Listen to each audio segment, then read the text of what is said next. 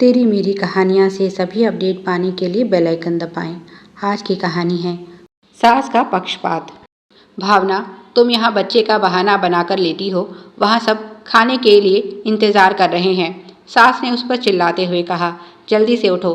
भावना, जो आज तक चुपचाप सास की हर बात सर झुकाकर मानती आई है, उनके इस व्यवहार से बहुत दुखी हुई और बोली, माँ जी, आप जानती हैं नोनू की तबीयत खराब है। मैं उसे सुलाने की कोशिश कर रही हूँ। सारा खाना तो मैं बनाकर आई थी, बस रोटियां ही बची है, वह तो अवनी भी बना सकती है। सास गुस्से में बोली, अच्छा तो अब तुम्हारी जुबान भी निकल आई है। हरीश, हरीश, जल्दी से इधर आ बेटा। उन्होंने भावना के पति को आवाज़ लगाई। माँ की आवाज़ सुनकर हरीश भी वहाँ आ गया और बोला, क्या हुआ माँ? सास बोली, सुन, तेरी महारानी क्या कह रही है। उसने भावना से पूछा, क्या हुआ भावना, माँ इतना नाराज़ क्यों है? सास बोली, इससे क्या पूछता है, मैं बताती हूँ। महारानी को काम नहीं करना, कहती है रोटियाँ अवनी बना लेगी। छोटी बहू दफ्तर से थकी हारी लौटी है और उसे मैं रसोई में खड़ा कर दूँ, और यह महारानी जो दिन भर बिस्तर तोड़ती रहती है, इसकी क्या आरती उतारने के लिए लेकर आए हैं। माँ की बात सुनकर पहली बार हरीश बोला, तो इसमें गलत क्या कहा माँ? भावना ने, अवनी भी तो इस घर की बहू है, फिर सारी जिम्मेदारी अकेली भावना पर क्यों? आप जानती हैं पूरी रात नोनू की वजह से वह सो नहीं पाई, पर उसने किसी से शिकायत नहीं की और मैं कब से उसे बुला रहा था, पर वह रसोई का अपना सारा काम खत्म करके नोनू के पास आई है।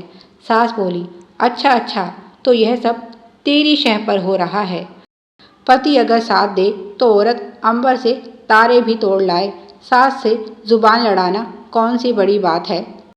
हरीश बोला, माँ आप मेरी बात का गलत अर्थ निकाल रही हैं।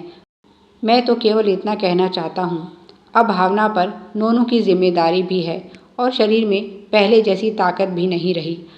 अच्छा होगा कि अब आप बहुओं में यह पक्षपात करना छोड़कर उनकी जिम्मेदारी बांट दें। सास गुस्से में बोली, काम ही क्यों, घर का भी बंटवारा कर देती हूँ, फिर तो तेरी इस महारानी को कोई कुछ कहने वाला भी नहीं होगा। हरीश बोला, अगर आपकी यही इच्छा है तो यही सही, पर अब मैं मूक दर्शक बना पत्नी पर होता अत्याचार चुपचाप देखता रहूँगा, यह आशा छोड़ दीजिए।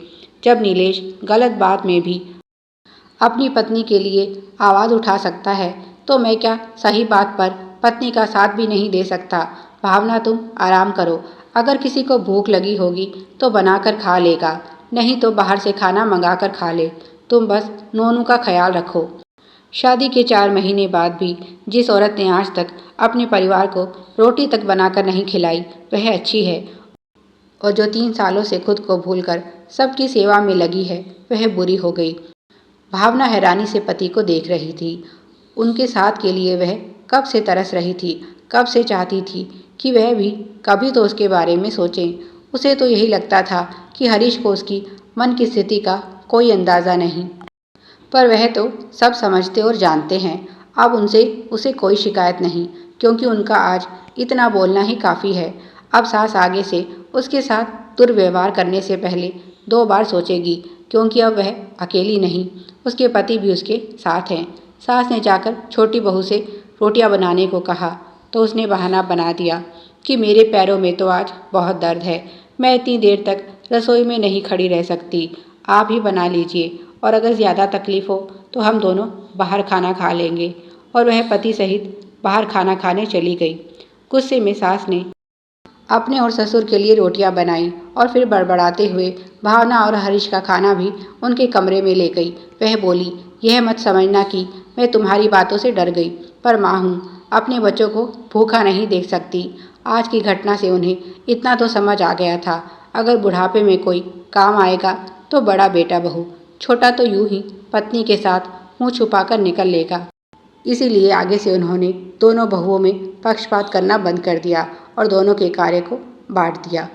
प्यारे दर्शकों, आप सभी की सुविधा के लिए चैनल पर सैकड़ों कहानियाँ विभिन्न प्लेलिस्ट के रूप में उपलब्ध हैं, उन्हें भी पढ़ें और अपना प्यार दें। धन्यवाद। Please like, share and subscribe. Thanks for watching.